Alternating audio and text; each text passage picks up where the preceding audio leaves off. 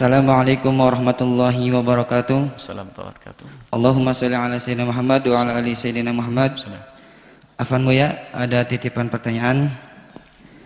Buya, saya ingin bertanya dalam masalah akidah.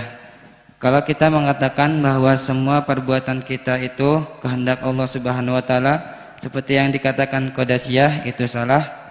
Dan juga jika kita mengatakan bahwa perbuatan kita semua atas kehendak kita sendiri, seperti yang dikatakan oleh Jabariyah, juga itu salah. Lantas bagaimana pandangan atau pemahaman Ahlus Sunnah wal Jamaah yang benar dalam masalah ini, Buya? Mohon pencerahannya. Wassalamualaikum warahmatullahi wabarakatuh. Waalaikumsalam warahmatullahi wabarakatuh.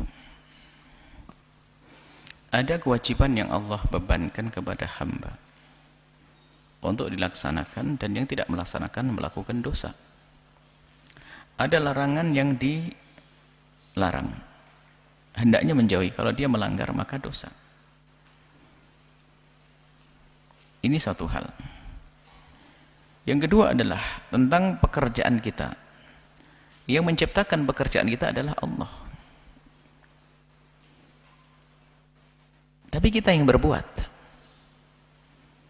Yang menciptakan perbuatan kita adalah Allah. Kalau Allah tidak menciptakan, tidak akan bisa kita berbuat apapun. Di sana ada memang dua kelompok. Yang pertama mengatakan bahwasanya kita bisa. Bukti ini saya bisa ngambil dari kehendak saya. Dia punya tujuan bahwasanya agar kita bertanggung jawab. Qadariyah yang turunannya dari kaum Mu'tazilah. Jadi bertanggung jawab dengan perilakunya. Seperti itu. Jadi bertanggung jawab, makanya saya bisa berbuat dari diri saya sendiri. Kalau maknanya begitu, ini masih dianggap tersanjung. Tapi kalau sampai melupakan kuasa Allah, ini menjadi keluar dari iman. Yang kedua, ada kelompok Jabariyah mengatakan semua yang aku lakukan dari Allah. Dia berzina, Allah. Lah ini kurang ajar. Dia pun dinukil katanya, diceritakan bahwasanya pendiri Jabariyah itu bukan orang seperti itu. Sebenarnya dalam hal kebaikan, orang yang sangat baik menganggap kebaikan yang dilakukan itu tidak bisa dinisbatkan kepada dirinya. Kalau ditanya bagaimana sholatmu, Allah. Zakatmu, Allah. Sedekahmu, Allah. Cuman ada orang yang menyelewengkan urusan maksiat. Dari mana kau berzina? Allah. Ini kurang ajar. Baik, yang jelas akhirnya muncul dua kelompok yang dinukil oleh pakar akidah. Ada kelompok Qadariyah, ada kelompok Jabariyah. Qadariyah mengatakan aku bisa, Jabariyah mengatakan semua dari Allah. Ini adalah sesat semuanya. Ahli sunnah mengatakan apa? Nah ini, ahli sunnah wal jamaah adalah tengah-tengah. Tidak ke Jabariyah, tidak ke Qadariyah. Yang tengah-tengah ini yang benar. Tentang pekerjaan seorang hamba di hadapan kuasa Allah, kan begitu. Jadi bagaimana agar kita bertanggung jawab dengan pekerjaan kita, supaya kita tidak kita nisbatkan kepada Allah lalu kita cuci tangan? Nggak bisa begitu.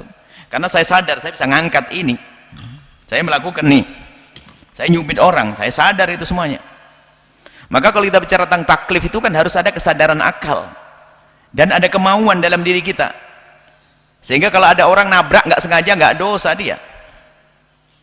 Orang sudah lampu hijau, dia jalan, tiba-tiba orang nyebrang nabrak, nggak dosa dia. Memang urusan sama polisi, tapi dia tapi kalau ada orang jalan ditabrak dengan sengaja, membunuh dengan pisau, dosa dia, dihukum. Nggak sengaja nggak dosa, makanya nggak sengaja nggak ada iradah, nggak ada kemauan. Jadi kemauan ini punya peran penting. Nah, kemauan kita ini harus kita pakai. Makanya sederhananya begini. Kita itu berbuat akan ditanya dan dipertanggungjawabkan oleh kita adalah kalau kita melakukan itu semua dengan kemauan kita, dengan iradah. Aku berkehendak, aku mau melempar orang, aku berkehendak melempar orang. Tapi kalau melempar kesengaja nggak dosa. Contohnya kita ngelempar ke sana, wah, tatonya mantul kena temennya, ya nggak dosa. Dan dia tidak mengira kalau kejadian seperti itu. Tapi kalau dengan sengaja dicari matanya, plak, kena, dosa dia. Jadi ada iradah kemauan kita ini. Lalu bagaimana dengan kuasa Allah dan kemauan Allah? Lah ini bagaimana menggabungkan ini sesuai dengan kenyataan yang selama ini kita saksikan. Kita merasakan saya berkehendak kok. Saya berkehendak, tapi suatu ketika saya tidak berkehendak. Nah, inilah menjadikan orang sadar, ulama sadar. Saya berkehendak nih, saya ngambil pulpen, saya menulis, saya berkehendak, saya ngelembar berkehendak. Tapi ada suatu ketika saya tidak berkehendak. Hilang kehendak dari saya. Oh, saya itu hobi makan sate kok sambil bawang sama kecap. Nah, taunya sekarang dikasih nggak mau. Kenapa? Demam. Kok nggak suka? Nggak tahu. Kan kamu hobi dulu. Iya. Terus sekarang nggak mau. Nggak mau. Makan nggak bisa. Loh, kenapa? Kehendaknya sudah nggak ada lagi. Nggak bisa dipaksain. Dan kita merasakan. Lalu bagaimana memahamkan makna ini antara iradah kita, kemauan kita dengan kemauan Allah? Jawabnya sederhana.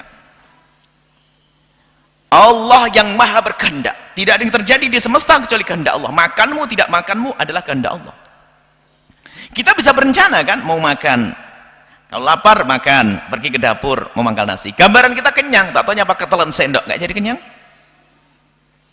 Ayo. Berarti apa? Kita menginginkan, tapi Allah tidak menginginkan, nggak jadi kok. Tapi kita menginginkan kenyang, Allah inginkan jadi. Makan enak, lahap, cocok, lauknya kenyang. Saya menginginkan kenyang, tapi Allah tidak menginginkan tadi nyangkut duri di lehernya, nggak jadi.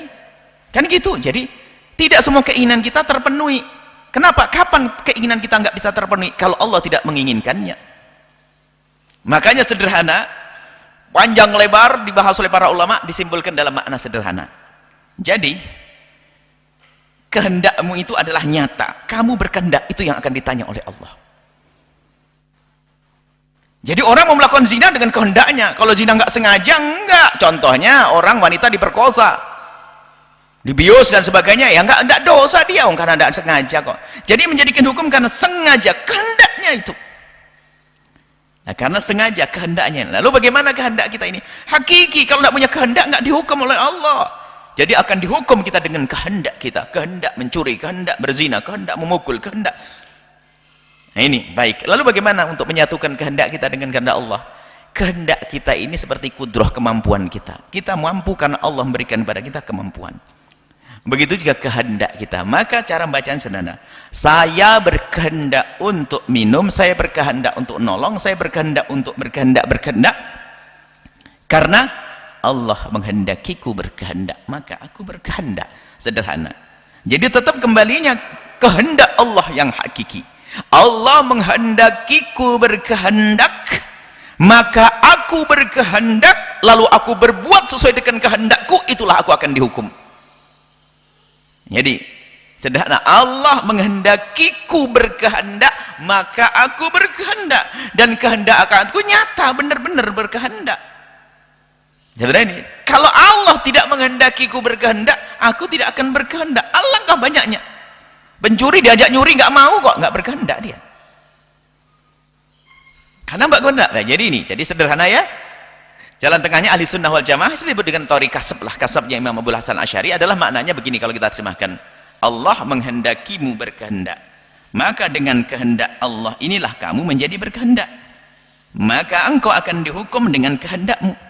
Jika Allah tidak menghendakimu berkehendak, maka kamu tidak akan berkehendak. Contohnya suruh makan nggak mau, suruh melakukan ini nggak mau, karena Allah tidak menghendakimu berkehendak. Di saat Allah memberikan kepadamu kehendak, lalu engkau berkehendak, engkau akan ditanya oleh Allah dengan kehendakmu itu. Jadi semua kalau ditanya kenapa kau lakukan, aku sadar kok ya Allah. Berkehendak, iya. Nah, itu sampai di sini insyaallah. Selesailah.